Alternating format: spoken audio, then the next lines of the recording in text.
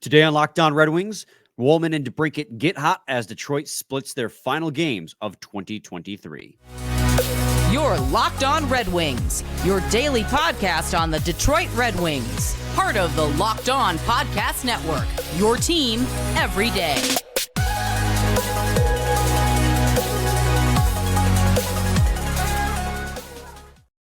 Welcome back to the Locked On Red Wings podcast. We are your hosts, Brian Fisher and Scotty Bentley. I'm a podcast producer for The Daily J, a WWJ news radio podcast. Well, Scotty's the host over at Locked On Tigers, as well as a freelance journalist for the Detroit News. And Happy New Year! January 1st, Scotty. How's it feel to be hungover on New Year's Day? I have no clue what you're talking about. I feel fantastic. And yeah, Happy New Year, bud. I also have no clue what you're talking about. I'm not talking about anything. It's what you're talking about. No, I'm not talking. What are we even talking about again? Well, you know what? We're talking about the fact that FanDuel is the sponsor of this episode. Make every moment more. Right now, new customers get $150 in bonus bets with any winning $5 moneyline bet. That's $150 if your team wins. Visit FanDuel.com/lockedon to get started. And we lied to you guys' faces. We said there wouldn't be a Monday episode, but we were recording this so early on New Year's Day for tomorrow that we were like, why don't we just premiere it as soon as it's done? So there won't be an episode tomorrow, but this episode is kind of going to be serving for both. Just there was no point. It's weird. It's going to go up at like 1:30 or 2 on New Year's Day. So there was literally no point in just like waiting to premiere this at mid. Like nothing's going to change between now and then, right? So just like put it out there. It'll be a massive blockbuster.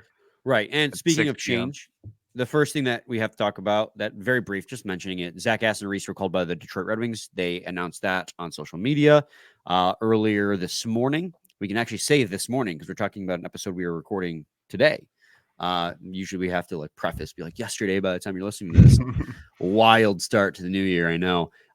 Don't fret about that. I don't think that means anyone's injured. I would just say that this is probably because they're going out west. They're going to be playing in San Jose and then against the Kings. So they're just bringing an extra body along in case somebody does go down. That's my takeaway of that is. Yeah. I'm not fretting. I wasn't talking about you. I just wanted to say the word fret. Oh, okay. Fair enough. Do not fret. Do not fret. I'm going to fret. God damn. God, it's this is gonna be one of those episodes. All right, World Junior update. Pool play is done. We're moving into quarterfinals. Yeah. Germany, which was Kevin Bicker's team, is eliminated. They do not make it past pool play. Bicker had 2 assists in the tournament. Anton Johansson's a +1. Axel Sandin Pellikka, 2 assists, +1. Nate Danielson, 1 goal, 2 assists with Canada. And then Trey Augustine, just absolutely phenomenal. I think he only played 2 games over this stretch because he didn't play 1 game and then was sick for another. But those 2 games he played were absolutely phenomenal, including a 10-2 win in which he made like 37 saves.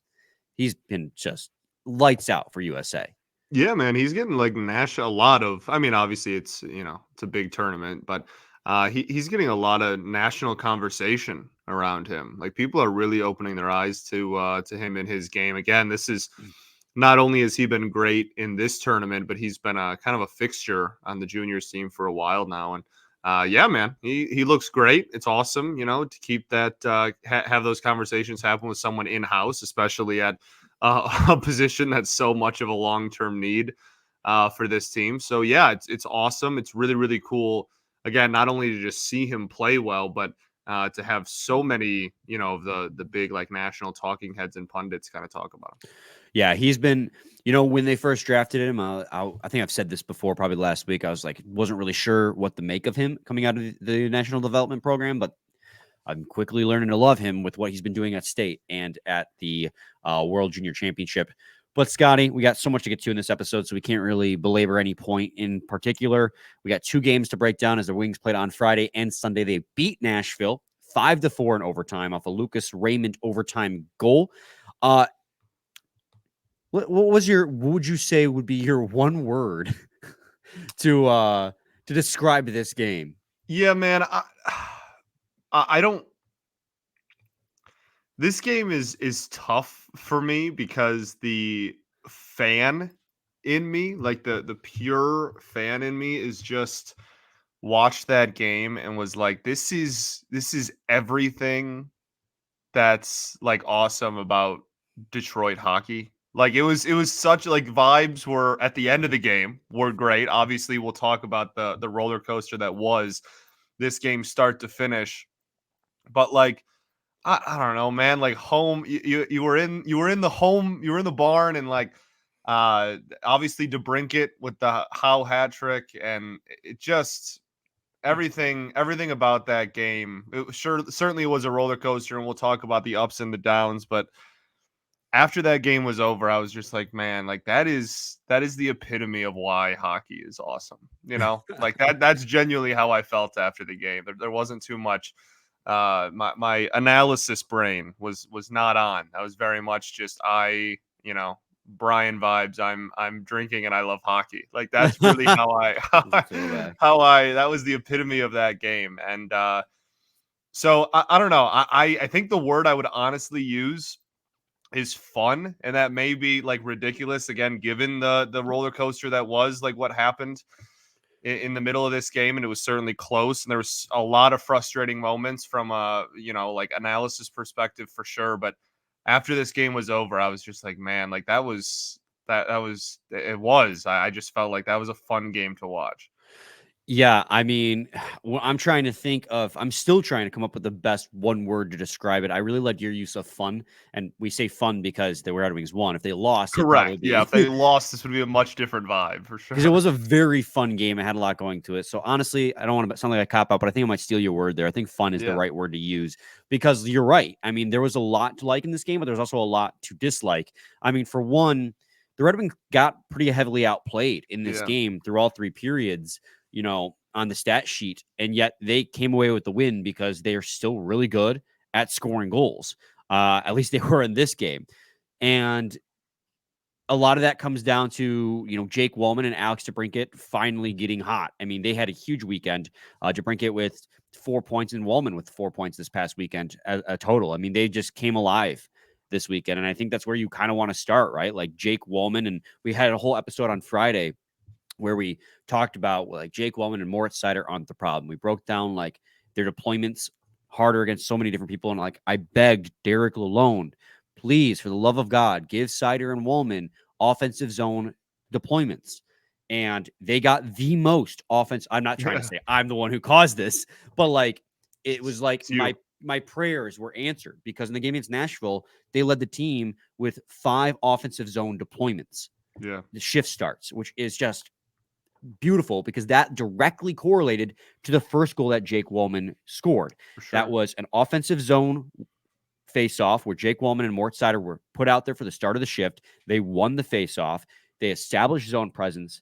And then Jake Walman gets the puck and he sends it home to give the Red Wings a 2-1 lead to end the first, which, by the way, less than a minute left in that period, which was just, I mean, that right there, when we talk about things we love to see versus what we didn't like in this game, like that was a microcosm of everything that I wanted to see out of this team.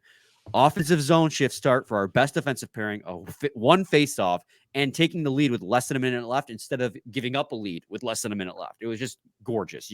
I couldn't draw it up better. No, truly. And again, we'll talk about the opposite flip side of the coin here, but there was, I thought the offense looked good. And again, for as much as this team, there was a stat going around that like the Wings, when they score 3 or less goals versus when they score 4 or more, and the record difference is just absolutely staggering. And so for as much as this team has been scoring a lot of goals this year, during this rut of the last couple of weeks, it's been a little more inconsistent, and seeing them go out and just have a game like this, and obviously then the game winner, you saw some momentum swings, certainly from DeBrincat and from Walman. Just I think there was a lot to like about this game, just as much as, again, we'll talk about kind of the flip side here and what went wrong too. But I think a lot went right, and when you're playing in the midst of a stretch where you're trying to get out of, like, dig yourself out of that hole, you'll take any of that momentum you can get. Yeah, I mean, it was a great weekend for Seider and Walman as a whole. Honestly, I thought these were 2 really strong games from them. On the flip side, this was an iffy game from Ben Sherratt and Jeff Petrie. I mean, the reason why it was 1-1 going into the end of the first period, I know we were doing this kind of in reverse chronological order at the end of going to the end of the first and backing up a little bit. But, Ben Sherratt turned the puck over at the blue line. They came back. And to Ben Sherratt's credit, he did a really nice job of getting back and taking away a potential breakaway from Gustav Nyquist. But then Jeff Petrie, while Ben Sherratt was battling the guy behind, left the front of the net to chase behind. And right as he left, nobody was coming across to cover Philip Forsberg, who was coming into the zone real late.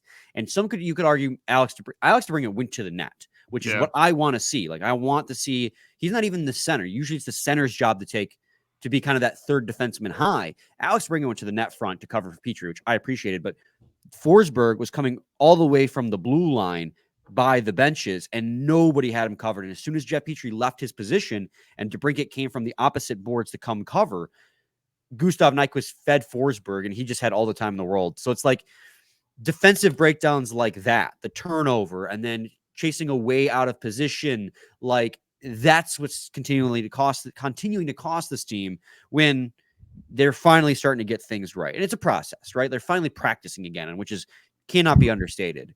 But it's just it is wild that is a statement, but it's very true. Yeah. Well, I mean, they couldn't practice. Yeah, now right. they're finally That's my point. Like, they literally are practicing again. That's great. Yeah. But we'll take a quick break. When we return, we'll continue talking about the game against the Nashville Predators. But first, we got to talk to you guys today about FanDuel.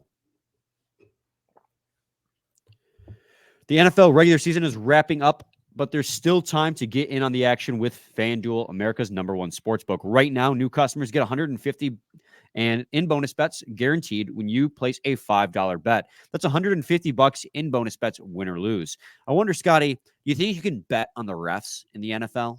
Like whether or not they'll blow a call that'll cost a team a game? You think that's a thing? I don't know, man. I don't know either. Oh, maybe, but the Pistons broke their losing streak. That was pretty cool. Dang right they did. Nobody beats the Pistons 29 times in a row, baby. Nobody. Nobody. Okay? Nobody. So visit FanDuel.com/lockedon and make your first bet a layup. FanDuel, official partner of the NFL. Segment 2, Locked On Red Wings podcast. Scotty, I like how we kind of have co-opted the FanDuel read now to just very quickly talk about other sports. We kind of use it as our platform and be like, hey, so how about those Pistons? Huh? Or how about those Tigers? How about them? Just kind of I'm reporting as eligible for this episode.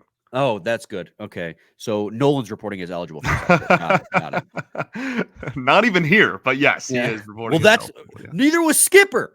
Right. Skipper wasn't even there. Why I said it, yes. But anyways, the Red Wings, again, we're just talking about how it was a kind of a roller coaster of a hockey game. Early on in the second, that 2-1 lead, just as the Red Wings opened the game with a shorthanded goal scored by Dylan Larkin, Gustav Nyquist ties it to open the second period with a shorthanded goal. JT Compher makes an ill-advised pass, turns it over. And Nyquist had a game, by the way. The goose was loose, man. Let me just say, the goose was certainly loose. Yeah, 2 goals for Gustav Nyquist coming back to his... is LCA his old barn? Or was he traded away before we moved to the LCA? I can't remember which year he was traded. No, I think he played at LCA. Yeah, either way, Detroit, old stomping grounds. He had such a good game. I cannot believe that he's already over 30 years old. It feels like just yesterday he was breaking in the league and scoring like a 30-goal clip. I mean, they were talking about his overtime goal against the Senators. Like that was nuts. He's 34, man. It's crazy. That's so wild. I'm turning 40 next week, so it's nuts. His last year was 18-19 is when he was traded. So yeah, that would have been LCA. Yeah. Early on in LCA. Can we also talk about how shoddy the reffing was in this game against Nashville too? There was a lot of really egregious missed calls. Yeah, and it's weird because we try very hard not to be the refs, are the reason we won or lost or whatever. But it's just been like inconsistent. Like sometimes we come on here and we're like, oh yeah, like the reffing was it was overcalled, right? There was a lot of ticky-tacky type of calls, and then there's games like this where there's not much of anything. There's a lot of there's a lot of missed calls that are laid out there on both sides as well. So yeah, man, I don't know. It's a night to night thing at this point with the NHL. Yeah, I mean, the most egregious one was in the second period where Nashville clearly in their own zone shot the puck out of play. Yeah, and they had two linesmen and two refs all converging to try and discuss if it hit a body, and like on video replay, it very clearly just did not hit anyone and went straight out. And then, granted, the Red Wings didn't score on either of their two power plays, and neither did Nashville. It was a very 5-on-5 centric game. But it's like, how do you have four eyes on that? And then, like, how does it? I understand it's not reviewable unless a penalty is called. Like, you can review it if a penalty is called. We've seen that multiple times this season. But at that point, call the penalty and then review it to see if you can get it right. Like, that's something what they teach in football too, right? Just like, you can always review it. So, well, and I know I was talking about the IIHF's World Juniors the other day and how like they call so many penalties. And I think that where the NHL doesn't do a good enough job of calling like these bad hits, I think the World Juniors and the IIHF just calls everything, and it gets annoying. But I understand the mentality, and I actually appreciate that. Where I'm not sure, I'm going to call this, and then we're going to review it, but it also just stops play dead. But I like the fact that they are so willing to just review penalties, and I wish the NHL was a little bit more proactive in that regard, especially in situations like this. Well, we're not sure. So instead of making just like a judgment call, why don't you just call the penalty, review it, and see if you can call it back? That's exactly what happened on the Raymond high stick just a couple weeks ago. Sure. Like, I don't know. It seemed like a really obvious delay of game, but I don't want to belabor the point too much. The reffing in this game was just real sketch, because there's also that goal that tied it up for Nashville in the third period where Mort Seider was cross-checked down to the ice, and then the puck came right down low to Nyquist, who just, with Seider on the ice, had nobody to contend with the score on Alex Lyon. So it's just like, how do you miss that? I don't know. Maybe they thought that Seider dove. I don't know. But the reffing in this game was also suspect. Yes.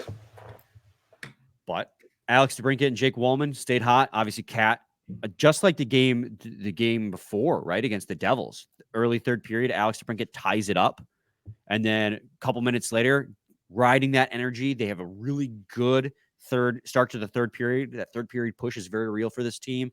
Just a couple minutes later, Jake Walman capitalizes on a feed from Alex DeBrincat and Patrick Kane and buries it, because Jake Walman just has a beautiful shot from that left circle. It's great. This team, they were chugging for a minute there before that cross check to Moritz Seider, but that's the roller coaster, right? They look good for 3 minutes and they allow a goal and it's tied up. That was the game. That was the entire game. Man, DeBrincat dropping the gloves to get you fired up that way. Yeah. Oh, yeah. I didn't even mean to overlook that. I mean, it was a really good fight, because especially Roman Josi, did you see that? Yeah, dude. He was like, seriously? Come on, dude. And then, it was a very short fight, but DeBrincat, man, he's scrappy. He let him know, man. Fist of fury in that shorter frame. Yeah, what a dog. I think that fired everybody up. Obviously, the Howe hat trick is cool. Yeah, it was neat. Well, and that was his. That's the Red Wings' first Gordie Howe hat trick since Giovanni Smith. I have my jersey right here. Yeah, could throw it on. It's literally right there. I'm looking at.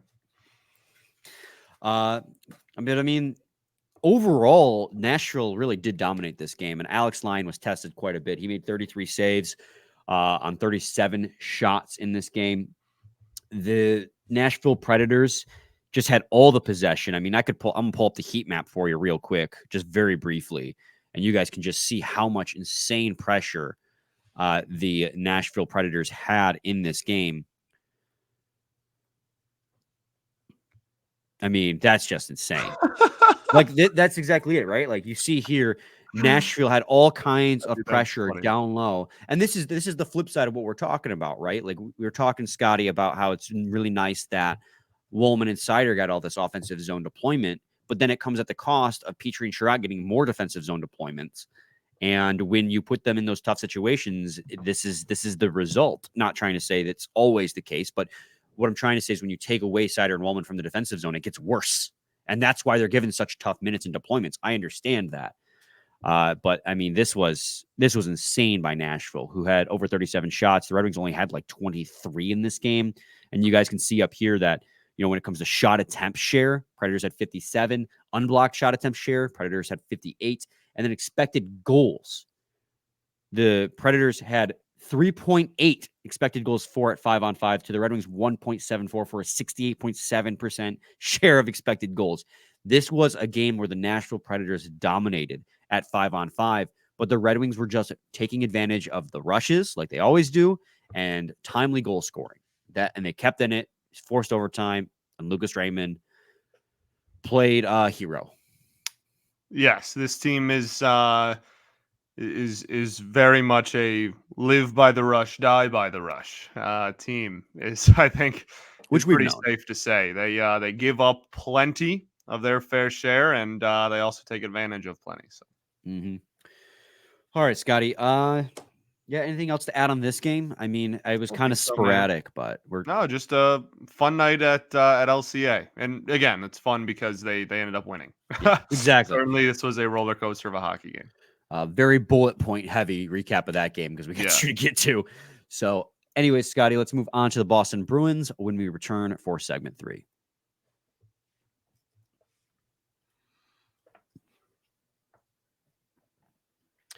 Segment 3, Locked On Red Wings podcast. Now, Scotty, I have it here on today's show sheet if you're watching on YouTube, and if not, I'll just say it out loud.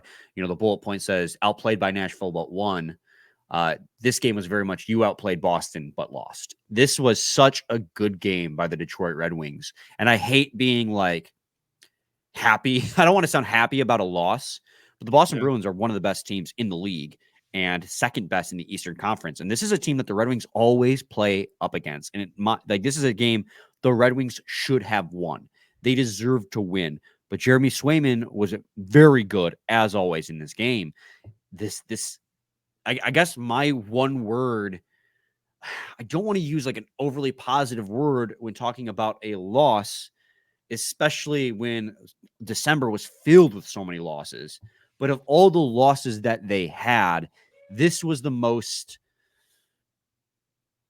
acceptable. Like, that sounds bad. Like, should I ever claim a loss is acceptable? But they played really well in this hockey game, and Boston's just a really good team, and they're going to do this to you.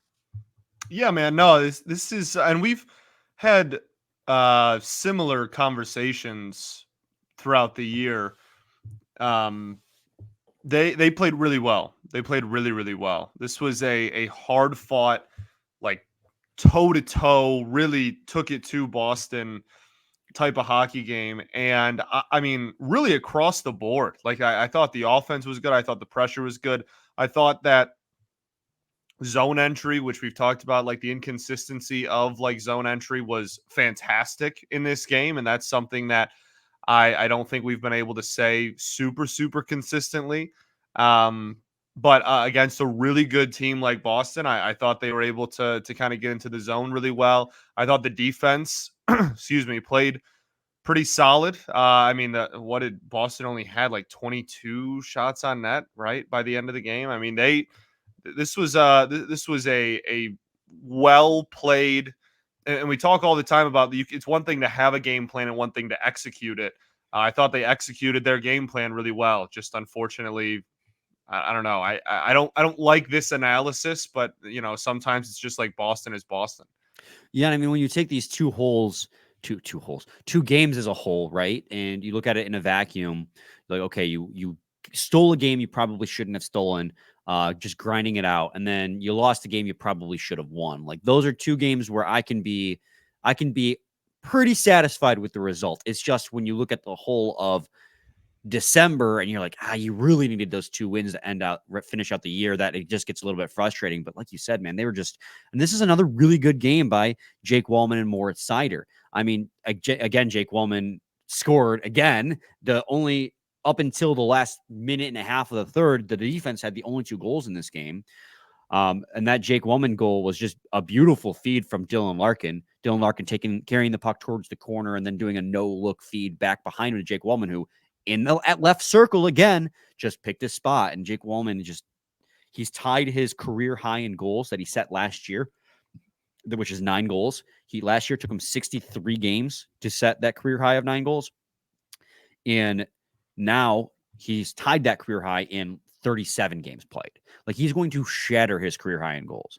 And so, again, Jake Walman, Moritz Seider, not the problem. In fact, Jake Walman and Moritz Seider were amongst the top performers in this game at expected goals for percentage. It goes Robbie Fabry and Daniel Sprong, who had 95% in just a very limited 8 minutes of ice time because they were on the fourth line. So there's a very small sample size. It's going to benefit them heavily. But Jake Walman and Moritz Seider were the next two, and they played the second most 5-on-5 minutes in this game, both with about 15 each, and they had 82% expected goals for percentage in this game each. And they were just two really strong back-to-back games by this team. And in the first period, especially, was very heavily relied upon defensive game because the Red Wings really couldn't get a lot of offense going in the first period, but they played so well defensively that Boston was not getting a whole lot going either. And like, that was the first period in a long time where I thought to myself, wow, this team is playing good defense, which has not been something I could say. I mean, the Bruins obviously got on the board with less than a minute left. Like I was just saying in the first segment, like, it's usually us that gives up that goal with less than a minute left on the Trent Frederick breakaway. But it was a really good first period that the Red Wings, you could say this throughout the entire game, they didn't deserve to be down with how they played. Yeah, no, and again, I agree with you, and I know I've said something similar, earlier in the year. It's just it's really tough for me to be like, oh, like, don't worry about it. Like, it is a loss, and it's an interdivision loss, and those suck. But I thought they played really well, and sometimes the puck just doesn't bounce your way, and I feel like that was kind of this game. I didn't think Lyon played poorly. I didn't think. I mean, he only gave up what, 3? Like, I don't know. It's tough to it's tough to break down those games where you're so pleased with how the team performed, but you lost. That's kind of tough to break down. But I mean, Veleno, thought he looked good. He's been kind of spotty lately, obviously. So out of the lineup, in the lineup, and whatnot. Got off to the really hot start this year. I thought he played really well. Larkin, obviously, I think, had a really solid weekend. JT Compher with the goal. That's always nice. I thought Andrew Kopp had a good weekend as a whole. I thought he was good in against Nashville and against Boston. I thought he was really good defensively against Boston. He's just so frustrating because you want him to get on the score sheet a little bit. And like, yeah, he had an assist in the Bruins game, but you want him to put some more pucks in the back of the net because he's at least, you would hope that he's at least like a 20 goal scorer, and he just is not on pace for anything close to that. But you're right. Like, defensively, that's mostly what you signed him for, is the defensive aspect. Yeah, for sure. Yeah, man, it's tough it's tough. Like I said, these kind of games are tough. But as a team, I agree with you. I think the team played the best, like, team defense it has played in quite some time, to be honest. Well, I mean, there's a really physical game as well. A lot of scrums, and this is a game where Petrie and Sherratt actually led the team in 5-on-5 minutes. And I think a big part of that is because there were so many power plays in this game that Seider had 3.5 minutes of power play time in this game. So I think that's why you saw less Seider and Walman on 5-on-5, because Seider was getting so much power play time that he'd come off the ice when the power play was over, and now you need to get somebody else out there. That happened a couple times, a couple of games ago as well, where Compher centered Larkin's line after Larkin came off for the power play. But the Petrie-Sherratt pair was very hit and miss in this game. Very hit and miss. I loved what I saw to Sherratt early in the game, where, I mean, this is a really physical game. This is the type of game you need a guy like Ben Sherratt to step up and bring the physicality, and he did that. Early on, Geekie was digging at Lyon well beyond what is like acceptable in terms of like knocking the puck loose, and Sherratt was having none of it and beat the ever living crap out of him, just nailed him right in the jaw. And I knew he was going to get the extra penalty because he was going to get the instigator for dropping his gloves first. At least that's what I saw in the replay. I could be mistaken, but I was like, as long as everyone's killed this off, that is an acceptable penalty from Ben Sherratt, because that is the type of play you want to see out of a guy like him. And then, of course, he scored to tie it in the second period. And so, like, he's contributing and the physicality. He's contributing on the score sheet. But then you look metrically, and he and Jeff Petrie were just getting caved in this game. In a game in which almost every single Detroit Red Wing was over 50% in shot attempts, over 50% in quality shot attempt share, rather. Jeff Petrie and Ben Sherratt were two of the worst players on the team in that regard. Ben Sherratt and Jeff Petrie at Corsi 4 percentage. Ben Sherratt was second to worst at 37%. Jeff Petrie was third to worst at 40%. And then expected goals for percentage, they were second and third to worst at 33 and 37%, respectively. They were both each -4 in this game, I believe. I'm sorry, they were both each -2. It was actually Dylan Larkin and David Perron who were -4, which is not great. But I mean, they were getting caved in analytically, but then he'd go on the ice and score a goal or get into a big fight to spark his team. So that's what I talk about when I talk about Jeff Petrie and Ben Sherratt. They're very much just like give and take. Give and take. Right. And I think when you, again, like we talked about before the weekend, I don't know why I worded it like that. We talked about that last episode where, and you brought up the point where you wanted to see them deployed in the offensive zone more and whatnot. And I think that this is the give and take of that. I also think that, again, to your point, very physical game. Ben Sherratt and Petrie are kind of the guys that you are going to try to counteract that physicality with on the blue line. So I think that that was kind of, I guess, predictable is the word, that they were going to get a lot of ice time in that game. And again, the team defense was good. So I didn't really have any huge complaints with it. Yeah, no, not really. I mean, this is a game, again, where the Red Wings really dominated. They had played really well defensively in the first, and then the second period and the third period, their offense really applied the pressure. They had a 65 and 63% shot attempt share in the second and third period. When you combine the lackluster offense in the third, they had a 55% share overall. Expected goals for percentage, they had a 67.64% expected goals share in the game at 5-on-5. The deserve win-o-meter or whatever it's called had the Red Wings at like 75%. My biggest complaint is they couldn't convert on the power play. I mean, obviously they did at the end of the game when they were down by 2 to bring it back within 1, but who even cares at that point? Like, you're down 2 with less than a minute and a half left. You're not about to pull your goalie. It's like too little, too late at that point. They had 5 or 6 opportunities before that earlier in the game to tie it up or take the lead, and they couldn't convert. Granted, Boston Bruins play really, really good defense, which is part of the reason why the Red Wings only scored 3. They have like one of the best power or penalty kills, rather. Third best. Of like, I don't know, recent memory. To start off the season, they got off to that, historic start where they didn't allow a power play goal at home for like however many games. I mean, it's a really good unit, obviously. And I mean, that's what made the difference in this game. Like, the Red Wings poured the pressure, but Jeremy Swayman in net was just incredible. Mm-hmm. And then their defense just was able to keep the Red Wings from getting too many high danger chances. The Red Wings only gave up, according to Natural Stat Trick, the Red Wings only gave up 3 high danger chances in this entire game. Like, that's good defense. But still, I mean, obviously 5 goals, 2 of them were empty nets. That second goal by Alex Lyon, I feel, was like just a real dagger. That goal by Frederick, right as he was crossing into the zone, that just was a soft goal by Lyon. And he played back. He got back-to-back starts, which was great to see. It means that they have faith in him. And out of all the goals he let in, I think that goal against Frederick was the only real softie in these 2 games. But both games, he had a sub 900 save percentage. So you're hoping to see, at least you're hoping for a little bit more. He wasn't bad, but I was hoping for a little bit more. I think we may have seen Lyon come back down to earth a little bit. Again, he wasn't bad. He was far away from the problem. But that softie against Frederick did definitely hurt.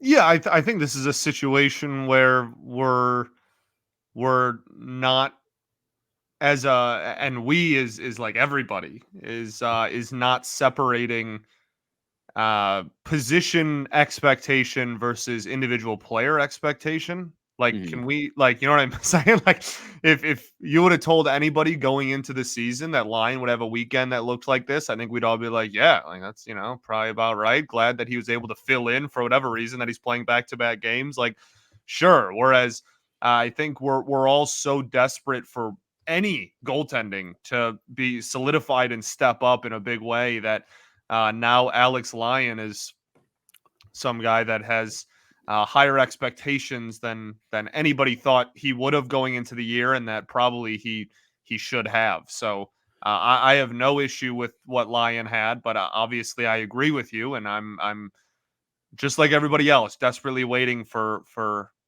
some goalie to. I used this phrase when talking about Husso a couple of weeks ago. I just want to be surprised once. I just want one time. I just want a defensive breakdown and whatever. I don't want a defensive breakdown, but like I want if some one sort were of to defensive occur breakdown, and then I want like, oh wow, that like our goalie is keeping us in a hockey game. You know what I mean? Like that feels like it. That's been extremely few and far between this season. So that's I'm with you. I'm with everybody. But again, for realizing what Lyon is here for and what his role on the team was going into the year and what his role is on any team he's been on for the last 8 years has been. I think we kind of take this performance and run with it. Yeah, I mean, I don't know. Like, they got a win that they probably should have lost. They lost the game that they probably should have won. So I'm not jumping for joy, and I'm also not like the bottom of the barrel depressed. It was an all right weekend overall. I was really happy with the game against Boston because they played really well, but they lost. I'm gonna No, you're right. The drain here. You're right. It was a decent weekend. It just sucks that this weekend comes at the end of a really tough December overall. Yeah, very. So 2024 could not have come here soon enough for this team, for sure. Hopefully they get back on the right foot here because they desperately need to. They're going to be playing the San Jose Sharks in San Jose tomorrow. So that is a team that, and then here's the thing. If the Red Wings play in San Jose like they played against Boston, they're going to kill San Jose.